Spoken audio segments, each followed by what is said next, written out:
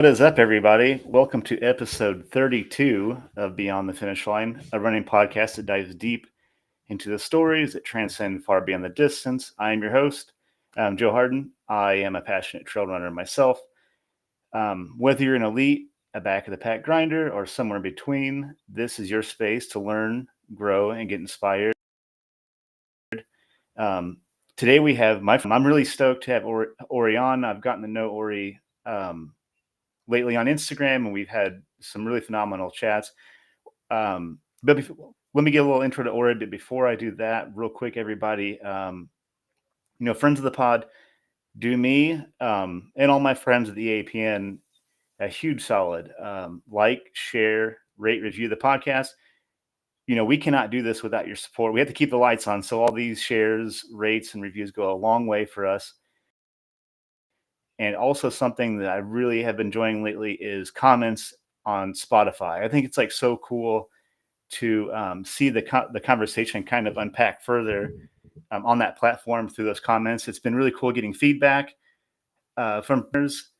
And if you feel so inclined, give me a 5-star review. If you don't want to give me a 5-star review, slide in my DMs and tell me why you don't want to. I love to hear all feedback, constructive in any way. So Ori's here. I'm really stoked to have Ori. Ori's an ultra runner, an ice climber, which is like, that's kind of blowing me away. I would really like to unpack that further with Ori during this episode. A podcast host, one of my favorite trail running podcasts, Trailing Off Podcast. I just love how like genuine this podcast is. They've had some really great episodes, and I really enjoyed digging into those.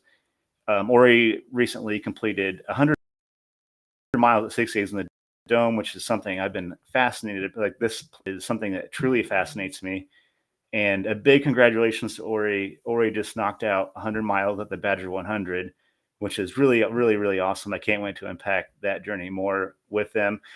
So without further ado, let's bring Ori forward and let's have this great chat with Ori. Howdy. What's up, Ori? How's it going? Pretty good. Yeah, so I'm really excited nice to have finally you on. chat in real time. We've been talking for a while. Yeah, chat in real time. We've chatted through DM and text quite a bit, and I was a big fan of trailing. I'm a big fan of Trailing Off podcast, so it's been cool. Like, you like through social media. I hope we've been in the Midwest. It's kind of a bummer I couldn't sneak up to Badger this last weekend and maybe see you in real life, but. So we'll have to make that happen. We'll have to meet on the trail somewhere sometime soon down the road. Yeah, and I would totally make it to your so race. So like I do with everybody. Oh, yeah. That's just in the middle of the rut in the Javelina. So I won't be able to make it out to Indiana, unfortunately. That's a bummer. Hopefully we'll if everything goes well, we'll do maybe I can try to come up next year. We'll see how it goes. It's been I've heard someone tell me like race directing is like while your shirt is on fire, and that has certainly been true for the last couple of weeks for getting this together. But well, that's confidence inspiring for me wanting to do the same thing. So all of that stuff aside, in your intro, tell us, like, who is Ori, like, outside of running, like who is Ori Frazier? Oh, outside of running. Yeah, I don't know. I guess I just someone who tries to lead and live with a lot of authenticity, and just trying to live a good life that's always at choice and never in obligation. Queer, non-binary, and a runner. And I always tell people that the runner was the hardest part to come out as of those three. Yeah, ice climber, adventurer, I don't know. Yeah, all the things, right? Cool. Yeah. So you touched on something, running. So I'm curious if you want to maybe like run us through your running journey, sort of unpack that for us. How'd you get into it? Sure. Yeah. I don't think I've really talked like in full about my running journey on maybe a little bit on my podcast, but not really on other people's podcasts. But kind of in short, like in like 2019 or so, started just running for exercise. I was married at the time, and just like we weren't doing well. I was really struggling through those runs, a lot of just like self-doubt and like self-esteem issues and everything like that. Running 2 miles was just like torture. And then I don't know when it happened, but sort of as divorce started approaching, um, or just like was on the horizon, I started doing a little bit more just running to get out and like clear my head. And it wasn't until I sort of like, I'm like, oh, I'm just gonna go run a route and like see how long that is. And like go out and like, okay, ooh, new PR, like 4 miles. Like I actually ran the whole thing, got rain down. It was wonderful. Loved it. And then when we separated and I moved out, running was just like, and during COVID, one of those things I could just spend a lot of time doing and felt really good to be like moving my body and like feeling more confident about myself. Joined a run club from a invited by a friend, and pretty quickly like just went and did like a half marathon uh at the woods by myself. Was like, oh, okay, like I can do this. So then I went from the 2021 Chicago half marathon. 2022 I did 2 marathons, and then 2023 was like PR Chicago Marathon. 6 days later, do a last stop standing backyard ultra and crank out like 12 hours, 50 miles there. So that was sort of my first ultra. Um, and then, still live with the foot pain from from that to this day. Uh, and then, yeah, the next year kind of went in and attempted the 100 miler and DNF'd at 100K, did a 50K.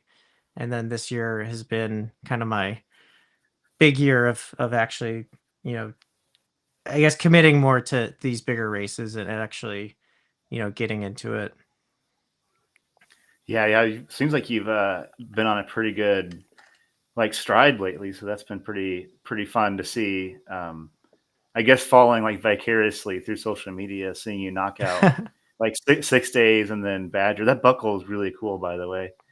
I saw The that picture Badger you sent. I was buckle. like, yeah, that buckle is Yeah. fantastic. So Yeah, it's a good one. I got I it here for the people on audio or not oh video. yeah. I guess for anybody that That's can't see, it's over beautiful. 30 It's hour. beautiful. That is awesome. Yeah, I saw a few of like the 10 junk miles posts. Was like one was looked like you were like sleeping on a couch with like a foil blanket. And so Yeah, yeah. That was that's the race is basically like you do a 50K and then you do an out and back of 8 miles, and then you do the 50K back to where you started and then the 50K back to the finish line. So that where I was on the couch was kind of like the starting line slash also mile 70. And like once I heard that there was going to be a couch there, I was like, okay, like no dirt naps, like no naps on a tarp or whatever for me. Like I'm getting to that couch. And I was kind of funny because there's another guy, Ben Mullen, who was on the couch when I got there, and like he was like still trying to warm up, and I'm like, oh yeah, like you should, get back out there and get going, and I'm trying to like kind of shoo him off the couch so I could fully lie down on it. Yeah, oh wow, yeah, I it was was like, the wow, that looks shortest super and cool. longest What 30 beats minute nap I've ever taken. it beats like having to sleep on a picnic table or like the ground or something. That's Oh so cool. yeah, Yeah, yeah, Ben's which pretty. I would have done for I, sure. yeah, yeah, Ben's a pretty rad person. I met Ben at Jackson County with Oscar actually, so it's pretty cool getting to know Okay, yeah. Ben. So how are you feeling after Badger? Um, it's been a progression this week. I was real rough state earlier in the week.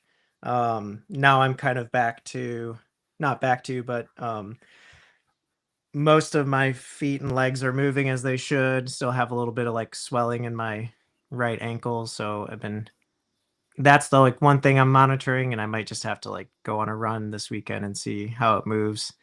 Um, and then otherwise just feel just so like depleted still this week. This whole week it's almost like I don't know if I got sick too, but it feels like being sick on top of that, which is not how I felt after Oh, the dome, which is kind of 6 days. crazy. Yeah. Yeah, And I I wonder only if did like the being out in the 48 elements that hours long kind and of gets to you. yeah, and I took a lot of naps during the dome, so I think I probably just didn't push very hard there. Yeah. Yeah, I always kind of feel like kind of crappy and like kind of foggy usually after ultras, at least for a few days. But it always Yeah. feels nice to kind of knock out, like kind of like a shake out, like get it all out of your legs after you feel better, anyways. But Yeah, yeah. well, cool.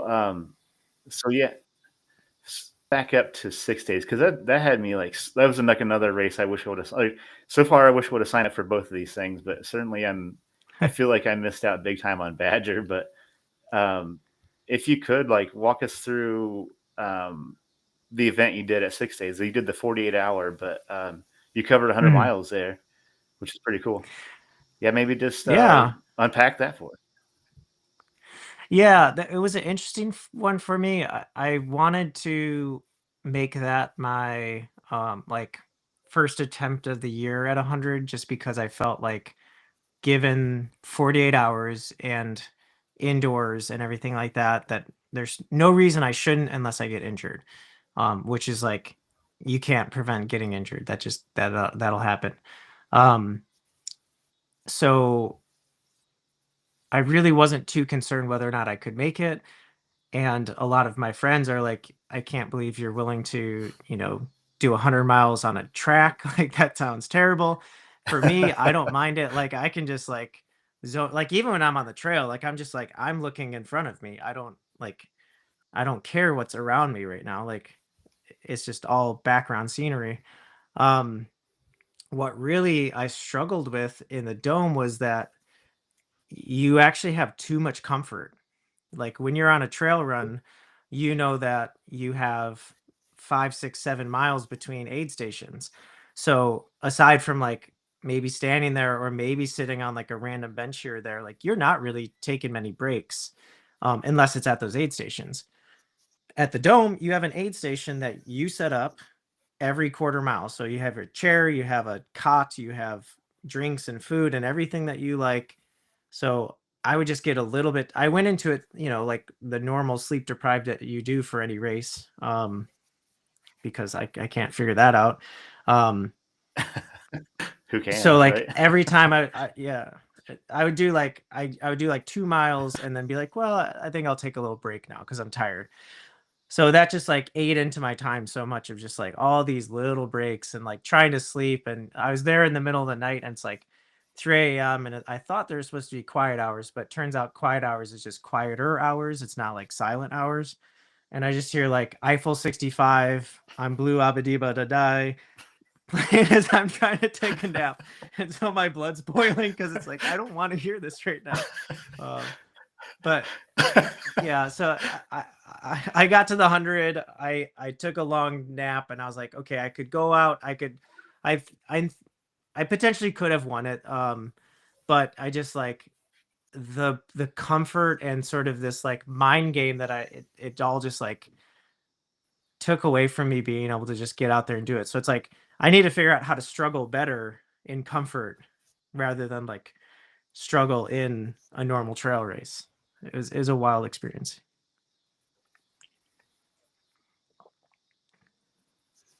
Yeah, like because I so history with 100 milers is Mhm. not good. Things like, I've done some like 24-hour stuff and things like that. It's like a format that I'm really curious about because I think you've kind of mentioned this. It's just like kind of nice to know you can cover that distance. Mhm.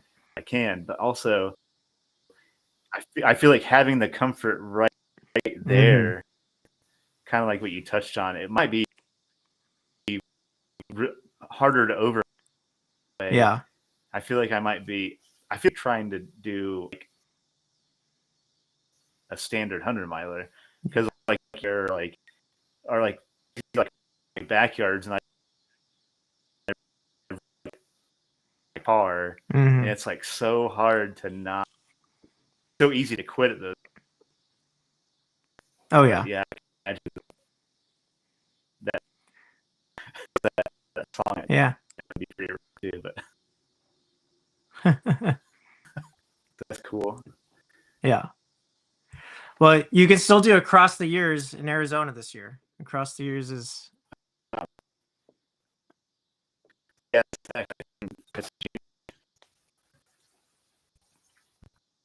Sorry, I didn't catch that. sorry.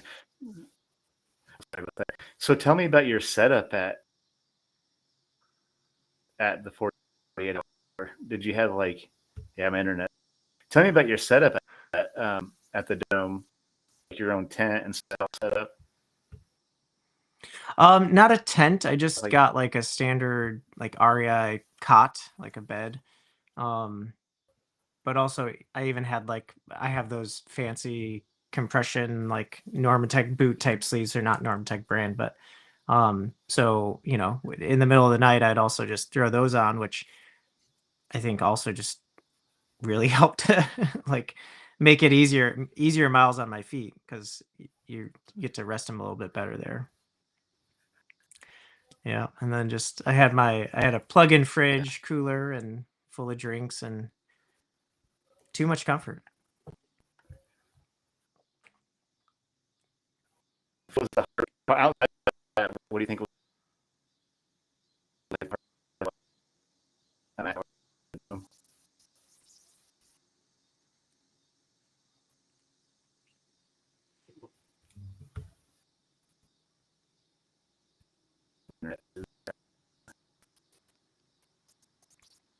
Yeah, internet's real choppy.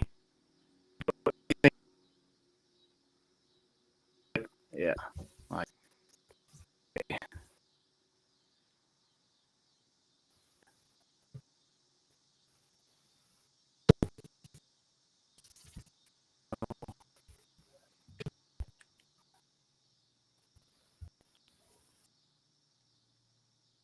can you A little bit, but it's still kind of choppy, or pretty choppy. Yeah.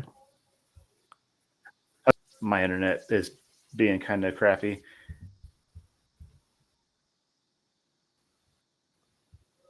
Okay. Well, if you can hear me, Ori, let's that was just go through that. And home Yeah, internet will behave. yeah. This is my second attempt at Badger. That was what I DNF'd last year, and I guess just like from that same perspective of like comfort versus ease, last year the DNF was really largely just I was running great with a friend all the way through 50 miles um, with Lauren Duncan, and then she needed like a longer break at 50. So I was like, okay, well, I'm just gonna like try to get ahead here because I started getting nervous that I wasn't, gonna make cutoffs or whatever. I just felt okay to keep going. But then now I'm out alone and it starts getting dark. And now I'm starting to get in my head of like, oh, like I'm out here alone. Like there's, 3 miles in each direction to an aid station. Like, what if I fall? What if I pass out? All these things. And all that just like was an uncomfortable place to be, like physically and mentally. So that by the time I got to like the 100K mark, tried to lie down to just take a rest, started shivering, and kind of just at that point was like, okay, I've had enough of this. Had I just taken a good nap and had some friends to go with, I'm sure I could have finished that day, but I just got in my head about it. So this year, that's why I went into it really just like, let's solve those problems and not make that an issue again. I ran with my friend Chelsea Betts from the start, and then we picked up some of her pacers at I think let's see mile 40 or so, and then at mile 60 Picked up Lauren Duncan as a pacer for Chelsea and Kellen Caldwell as a pacer for me, and just had like, it was a really nice group to be spending time with on the trail. Um, Unfortunately, like Chelsea had a foot pain that came up and that she could not run through and had to DNF at mile 70. But then Kellen and I got back to 80, and that's when Lauren picked me back up because she was supposed to crew or pace Chelsea all the way to the end. So just having like a friend to be with that whole time, who wasn't tired and cranky and had already done all those miles, just made it like so much easier, so much more enjoyable. They got to see like the sassiest sides of me. Sorry to anybody listening who I might have like made a really bad joke to on the trail, but my filter was a little bit diminished at that point. Yeah, it's fair. But like three same. No,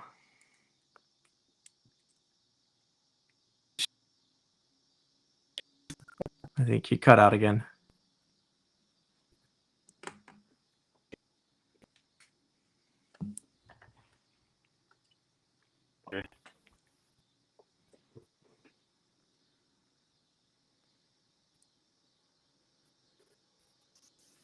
My bad. Sorry, it's being awful. Oh yeah, no, I can hear you right now. But yeah, you cut out when you started talking. Okay, cool. How does it feel to get?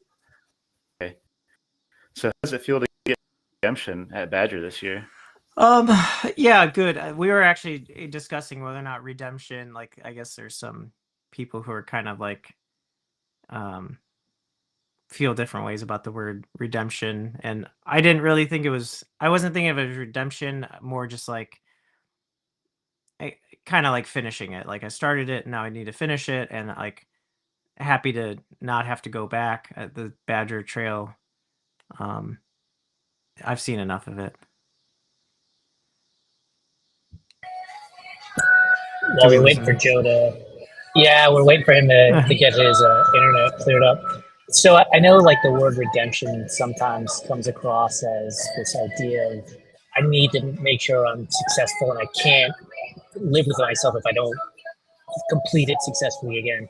For you, was it more about I just want to do this event and be successful as opposed to overcoming some idea of redemption? Like if I fail again, it's worse this time, or what was the mindset of that going into the second tour with this event with Badger? Yeah.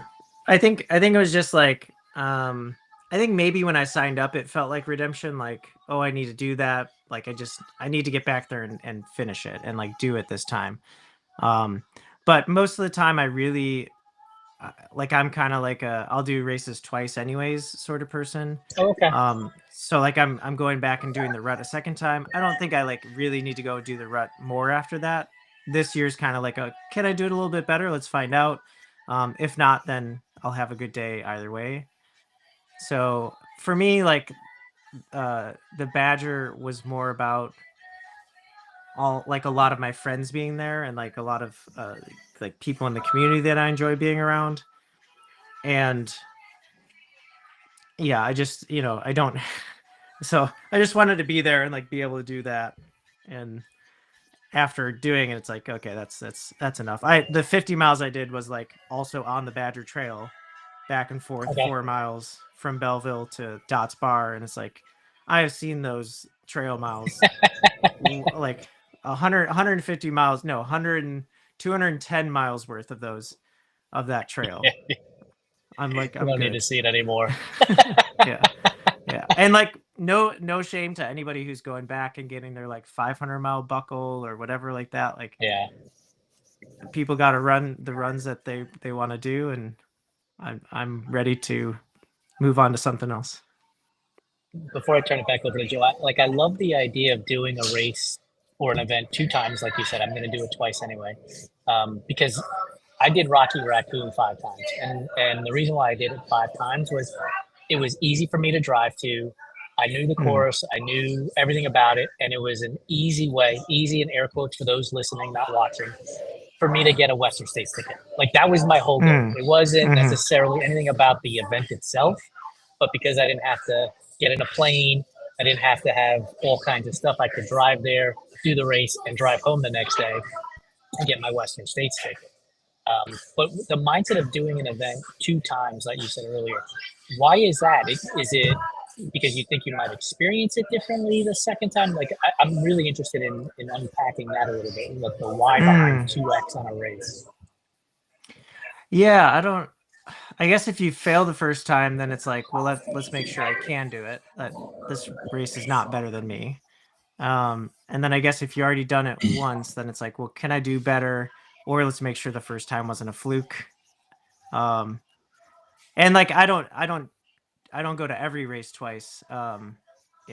It's you know, I've already said, like, would I do the dome again? Yeah, I'd probably do the dome again, but I would go into it with like a different goal in mind. Like you know, either try to win it for the 48 hour or like go and do 6 days in the dome and treat it like, okay, what does it feel like to be a transcon runner? And like, I'm going to only run 100K a day. And then I'm going to go to a hotel and I'm going to have a good sleep and a good meal. Then I come back and I'm going to do another 100K. So like, I think that's what more intrigues me, doing things like that. Yeah, I don't know. It's I guess sometimes I also just get bored with events. It's just really interesting to think about. Like, and are most of the events that you're doing, if you're going to go twice, close to home, or these? And then the other part of this question that I was thinking about is, if you do an event one time, are you immediately doing it again the second time the following year, or is it something that you'll go back to years later? Yeah. Well, close to home is not really like, that's a pretty nebulous thing for me. I'm based out of Tucson, Arizona, and then spend like half of my year traveling around the states. Okay. So like it just, my family's based out of Chicagoland. So then a lot of these like Midwest run events or cycling events, like that's kind of what keeps bringing me back here. But like if I didn't have to come back here for it, then I'd pick something else. And like, you know, that's kind of where like the rut in Montana, it's like Montana is actually also kind of like, it's great to go there. I love Montana. It's like, you know, a third home to me in a way. But I don't want to keep having to like schedule my year around going to Montana in September. And I, you know, it's like, kind of like I said at the start, like I don't like obligations. So I don't want to like be obligated to like some like migratory thing. It's like, I keep saying, I really want to go to Maine again, but I never go to Maine because I always go to the Rockies. So I just need to like take a year. I'm like, okay, no more Rockies, like go to Maine, go to New Hampshire, go to Vermont, like, go somewhere else. I love it. I'll turn this back over to Joe. I think he's got his internet all squared away now.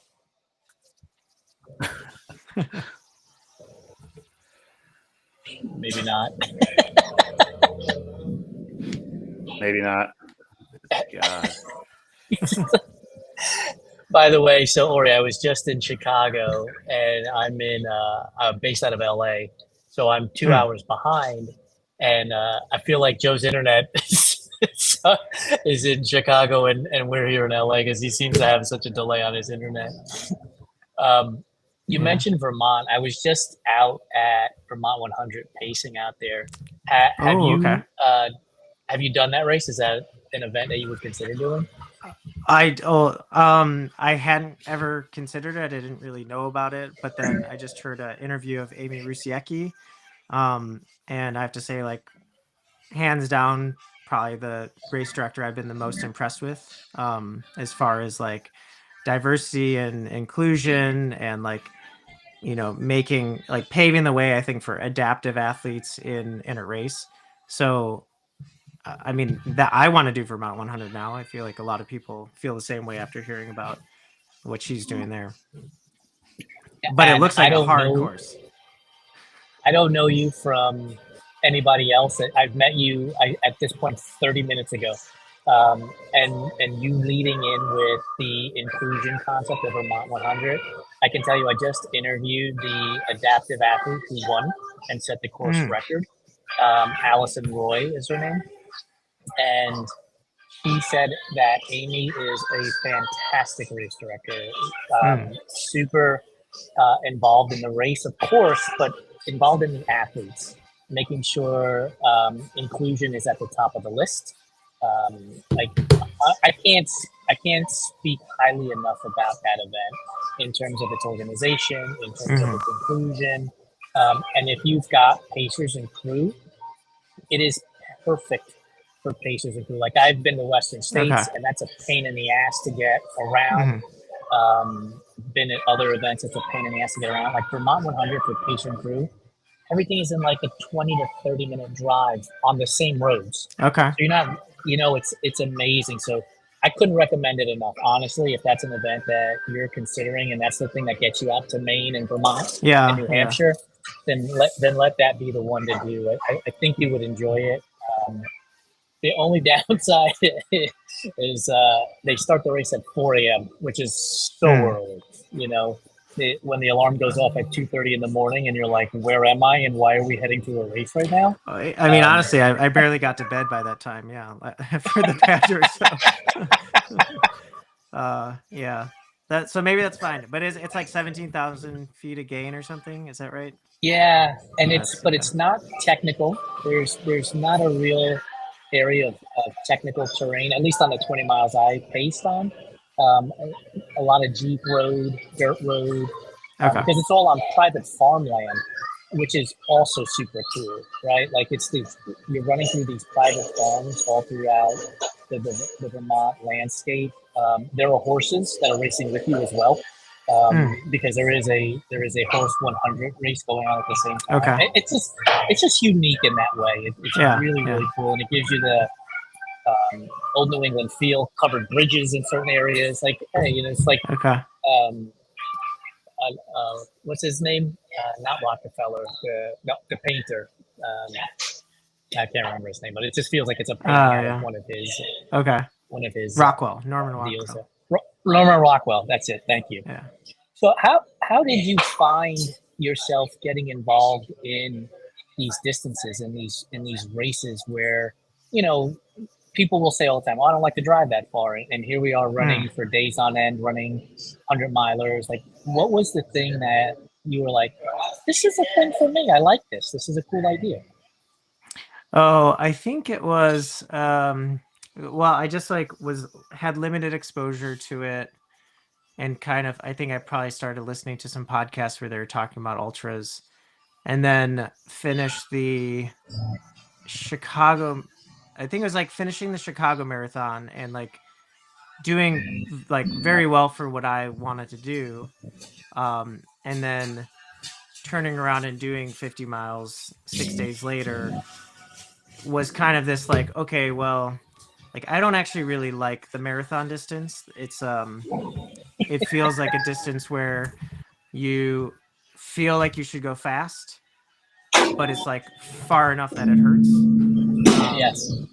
And I was like, well, I can just go farther and slower. That'll be great.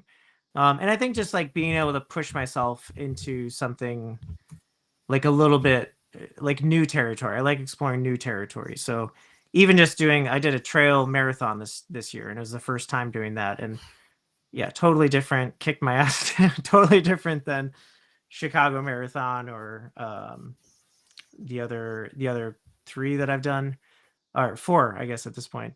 And even I did the New York City Marathon last year, and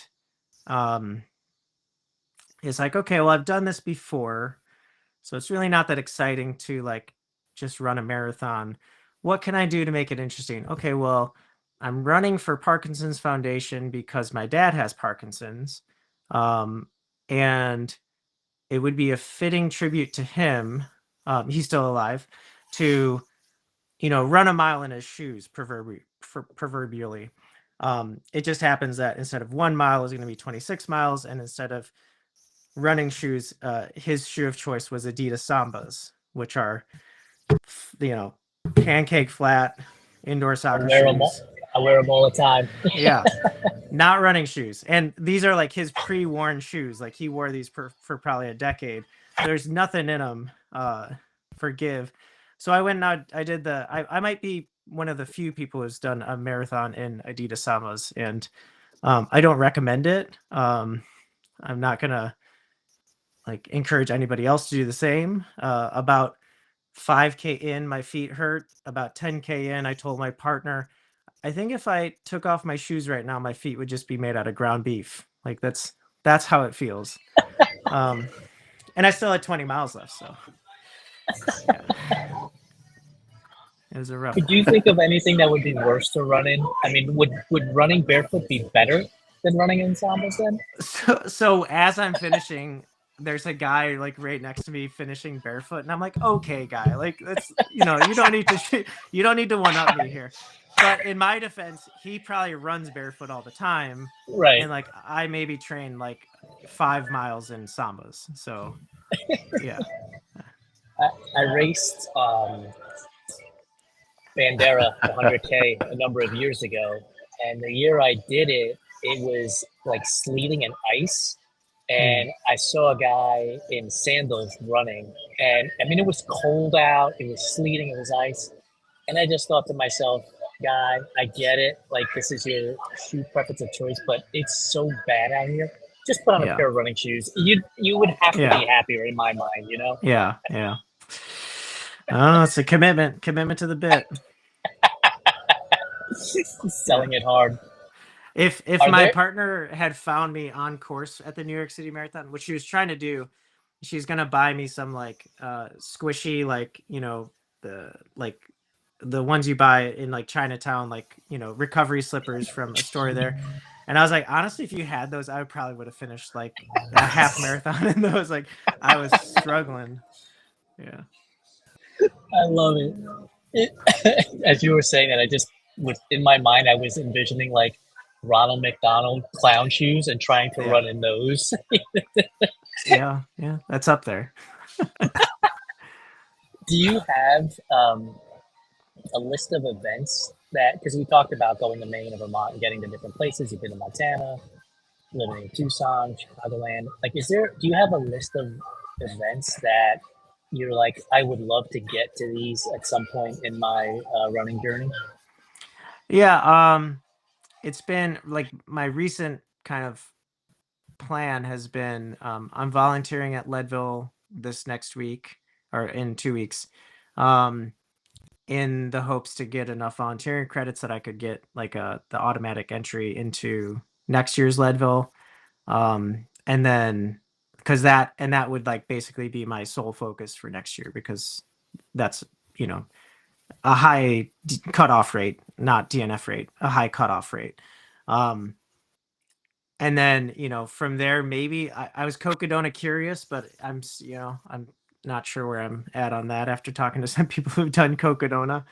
Yeah, it looks like a struggle. So it's not as bad. Look, I did it the inaugural year, which, as anybody will tell you, was probably the worst year that they had, because one, nobody knew what to expect at that event, and it was brutally hot that year. And I've said I would not go back to do Cocodona, and it's not because of the race itself. It's because there are so many other events out there that I'd love to experience.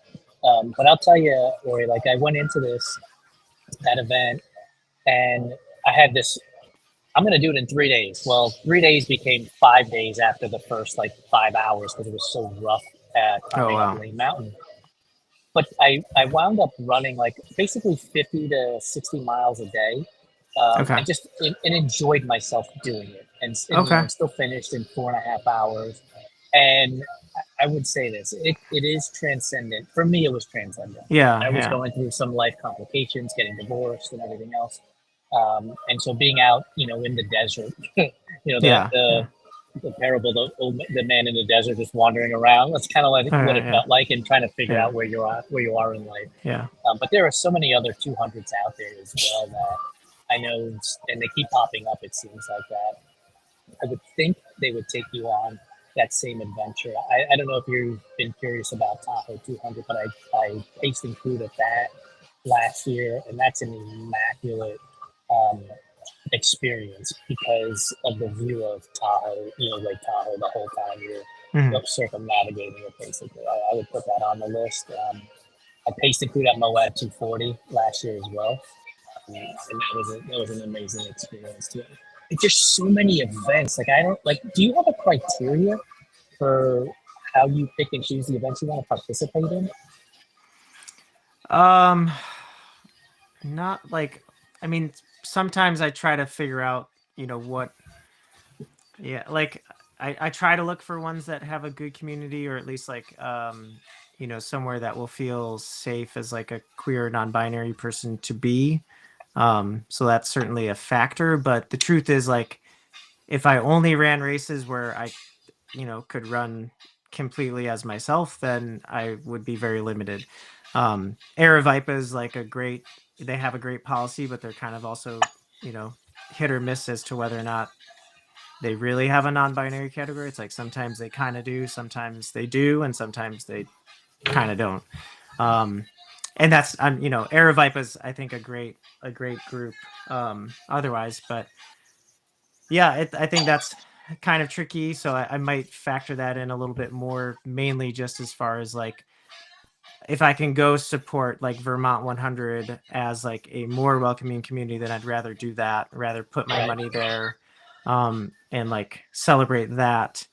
And then otherwise, yeah, just looking for things that look, I mean, yeah, truthfully, like, it's just where I want to go. Like, Macedon 100's another one, because I have a buddy who lives, like, my best friend lives in Harrisonburg, so it's like right there near at the end of Macedon.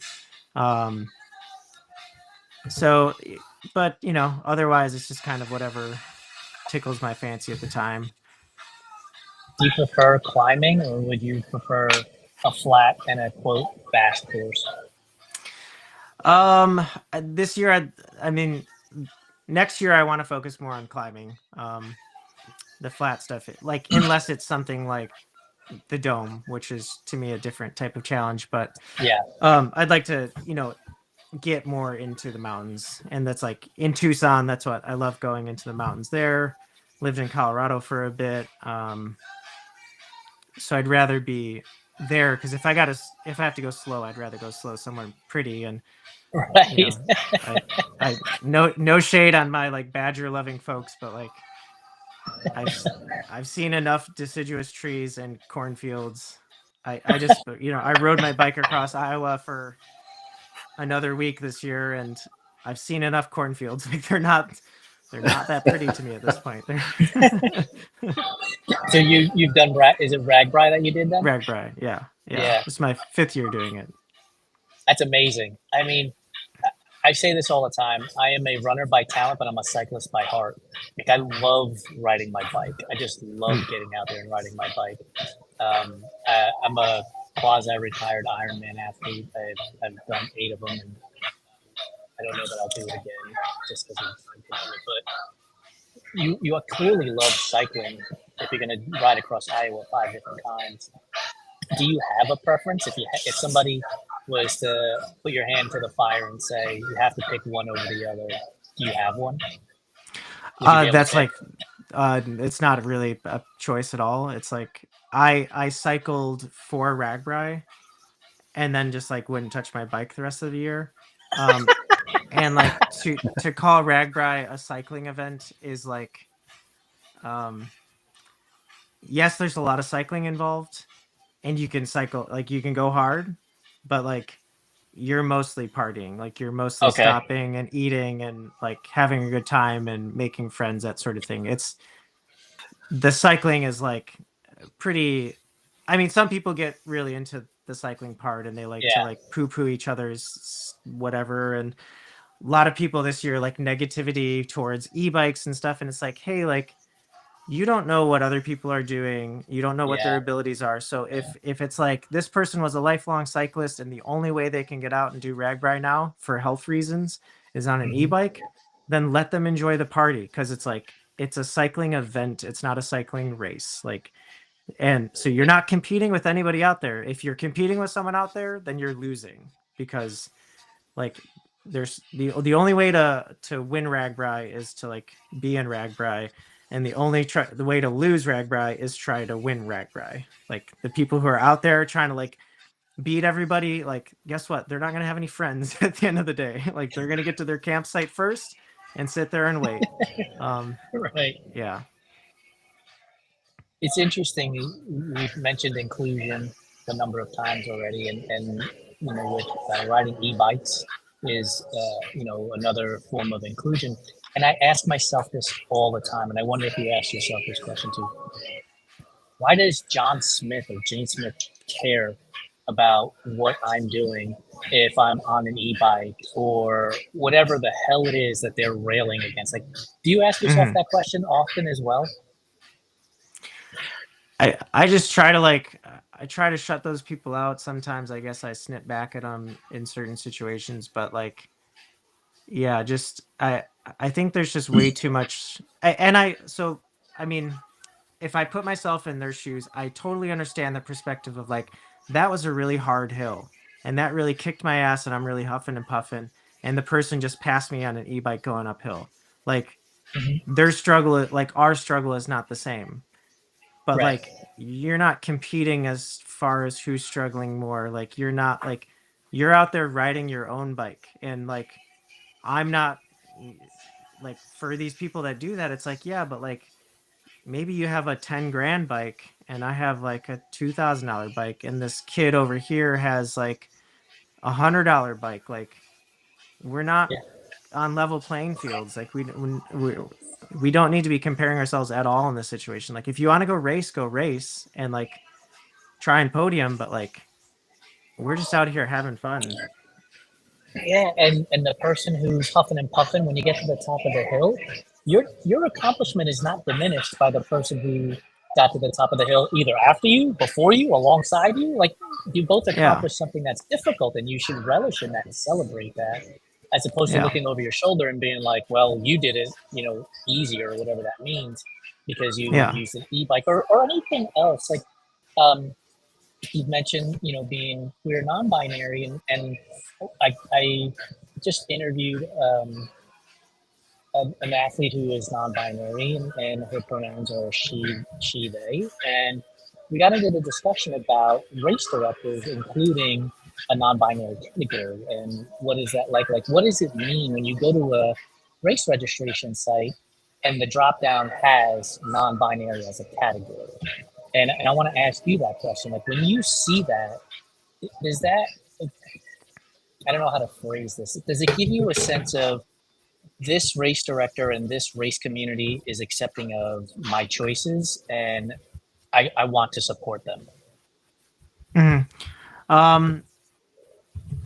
Yeah, I think so. It's kind of a range because Ultra Sign Up Now, like by default, has just sort of a, like, we will allow you to register as male, female, non-binary, gender, and then we're going to force you into 2 divisions because we don't want to support 3 divisions or more on Ultra Sign Up. That's kind of an ongoing thing, I feel like.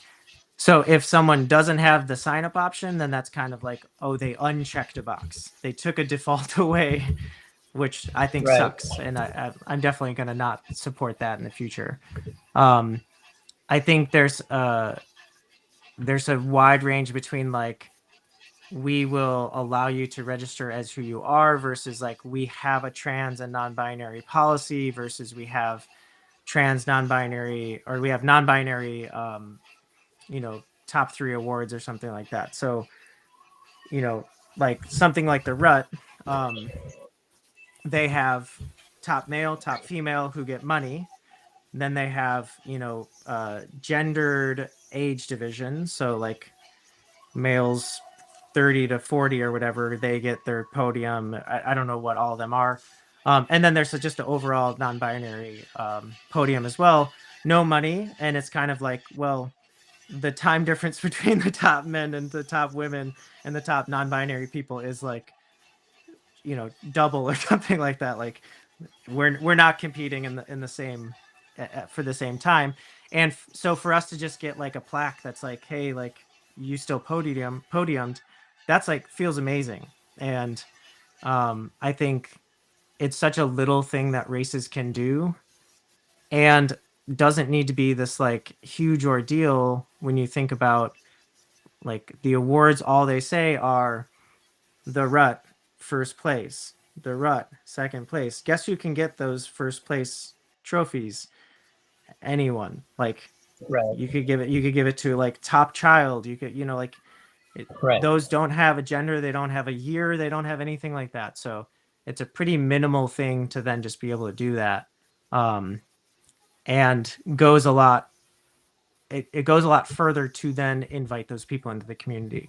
Last year at the rut, there were 4 of us that ran the rut, which like I run for myself, but like if there's only 4 of us out there and there's 3 podium spots, like I'm definitely going to try to compete. And Right. ultimately there's like 3 of us finished. I finished 3rd and the 4th person DNF'd. This year there's like 7 or 8 non-binary folks showing up.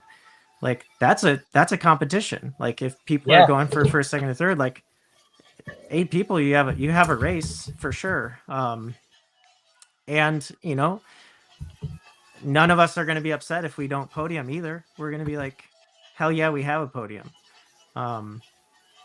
So I to me, I think there's a lot of people who are making such a big deal out of it, and at the same time, we have huge, like, call them corporate events, like the Bank of America Chicago Marathon, or the whatever, like all the world major marathons have a non-binary category at this point, I think, with the exception of maybe Tokyo, but maybe that's changed. So like if they can handle it, then like a local race director can handle it, and it doesn't need to be that big of a deal. Yeah, and I don't pretend to be a race director. Joe would be able to answer this better than I could. But the way I envision this is it's probably a spreadsheet, right? It probably says M for male, F for female, and maybe N for non-binary, right? Like when somebody registers for an event, and now you just have categories that are separated by a spreadsheet. So I have a hard time understanding why it's so hard for a race director to accept an athlete who registers as a non-binary athlete and to create awards. We own RTB awards. Joe and I own RTB awards. We don't have to do something different to create a non-binary award, right? It's not like there's an extra expense for a non-binary award. So as a race director, if you're ordering awards, you're just, it's the same order to your point earlier, which was rut first place, rut second place. I have a hard time processing the reality that not all races have gone to the fact that they are accepting of non-binary athletes. And it has become sort of like the thing that I want to keep asking non-binary athletes about, race directors about, because I want the conversation to happen. And so I will open the floor to you to let a race director know, if they're listening, why it's important to have a non-binary division in your mind, and what they can do to make it inclusive and welcoming for non-binary athletes. Yeah, and I will like celebrate Joe in this regard, because for his race this fall, I forget how the conversation started, but it was just like, do you have a policy? Or he shared with me a policy, and it maybe took him like 10-15 minutes to come up with an inclusive policy. It's like, it's not difficult. It's like, if you're trans, like, register as the gender you are aligned with. If you're non-binary, here's your category. I'm not gonna like try and pull down your shorts and prove that you're one way or another. Like, I mean, Joe's policy doesn't say it that way, to be clear, but it's the we trust you. Like, you're here to run as you are. You're here to like be a part of the community.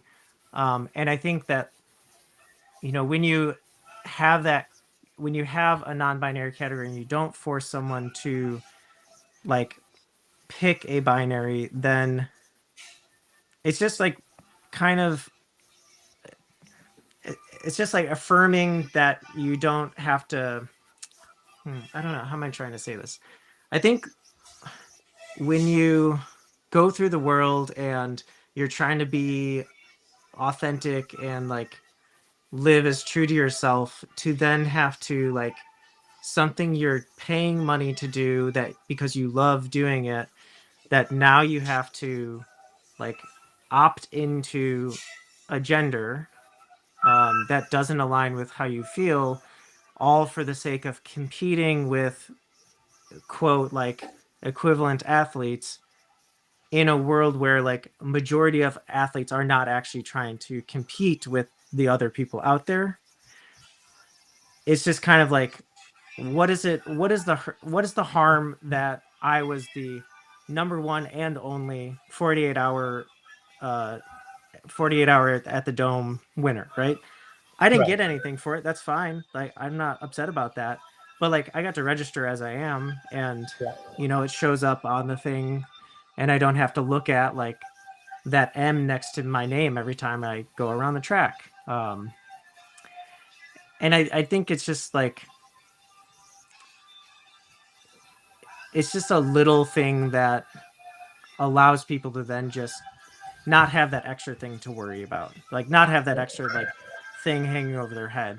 And it doesn't fix everything, right? It doesn't fix that. Like, we're not going around and like doing a pronoun and gender circle ahead of the race so that, as you pass someone, that you're not saying like, oh, nice job, man, or like, hey, good job, dude. Mm-hmm. And like, that's fine. I live with that all the time. I actually had someone misgender me. Came up behind and was like, nice job, ladies, at the Badger. And then she's like, oh, actually, gentlemen. I was like, I'll take it. Like, if you looked at my hair and you looked at my ass and you said, nice job, lady, like, hell yeah, like, I'll take that. So, yeah, it's just, and I don't know. I feel like people get caught up on the competition aspect of it. And the truth is, like, when it actually comes to non-binary athletes who are competing, they're the ones who are being forced to check a box in a binary category. Like Riley at Western States, they didn't have the option to run as a non-binary person and try to win an award. So what do? They choose female because that's the only way that they can podium, right? I think that's shitty. Like, but that's what Western States is going to do. And I get that, like, certain races, that's just, people are going to buy into it because that's what they have to do. But ultimately, like, if we could adjust that, I think it'd be just better overall. Especially, we're running distances where like gender doesn't matter.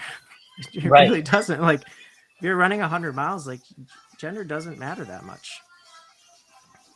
I believe that if people would have conversations like you and I are having right now, like I just had with Elizabeth, like I've had with Michael Bridges, who goes by Mike Runs Marathons on Instagram and Reds. I've talked to Ali Gregory at Cuss Running. I've talked to Rachel McBride. There you go. Perfect. Yes. I'm on the Cuss Running team. Yeah. Oh, fantastic. That's perfect. I learn something every time I talk to an athlete from the queer community. It teaches me something. It makes me cognizant, not just of the queer community. And I think this is an important thing that I believe a lot of people don't get. I also learn a lot about the non-queer community. I understand how to respect other people's cultures and and if it's not culture, it might be body type and what you're saying about body type and just life in general. And I just wish more people would have these kinds of conversations so that we could learn from each other, right? And Yeah. to go through life willfully ignorant, and I will emphasize, I will say that very loud, willfully ignorant of other people is no way to live. It really isn't. Have a conversation and learn from people. I mean, Joe's from Indiana, right? I'm a Puerto Rican kid from the Bronx. On the surface, we should have nothing in common. We would probably never talk to each other, but thankfully, the internet allows us to talk to each other. So let's use the power of the internet to talk to each other. I apologize, I'm on a soapbox, but I get so angry about this. It's one of the reasons why our logo, I don't know if you've been to our website or our social media, we have a pride flag there. And we have it there for the last 3 years, because I was doing the American corporate thing. Put it up there for June, come July 1st, I was getting ready to take it down 3 years ago. And I don't know, Ori, what it was, but it was like getting punched in the face. And I was like, wait a minute, Jason, they don't stop being queer on July 1st the same way you don't stop being Puerto Rican at the end of Hispanic Heritage Month. And so I've left it up there.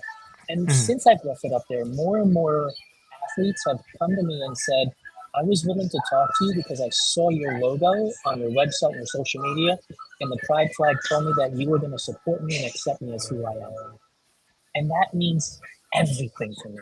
Even non-queer athletes, like, I knew this was a supportive space, because if you've got that up there and you're telling the world, we support the queer community, then I'm willing to talk to you. And so I'm happy that you were able to express your feelings about inclusion of non-binary athletes in these sports and these events, because I think it's important for race directors to hear from athletes who are in the queer community about what it means to them. And it's just good business if you ask me, right? Like, if you really want to help registrations increase, put a non-binary category. You just said you basically vote with your dollars. If it's not there and doesn't feel supportive, you move on, correct? Yeah. And I have friends who are way more adamant about that than I am, and but that's sort of where I'm starting to lean as the years go on, just because like I've had a lot of frustrations in this last year at how certain race directors just would rather sit on the fence and sort of like talk about it like it's a huge issue, rather than to actively be a part of a solution that's best for everyone. And Amy from Vermont 100, hearing her interviewed, she's just like, hey, like, you know how easy it is? Go to my website, copy and paste it on your website. If you look at her policy, you look at Aravipa's policy, someone copy and pasted from someone, because those are very similar. And that's not a problem, right? We don't need to be reinventing the wheel as we do this. And yeah, like you said, I think also just going out and like being open-minded, especially on these 100-milers. Like, one of the most wonderful things to happen was at the Dome, was chatting with basically the main guy that I was competing with at the time there, and we were chatting about all sorts of other things, and then out of nowhere he's just like, yeah, and actually I'd like to hear about your experiences like registering as a non-binary athlete. I didn't tell him that about myself. He just like saw it, looked into it.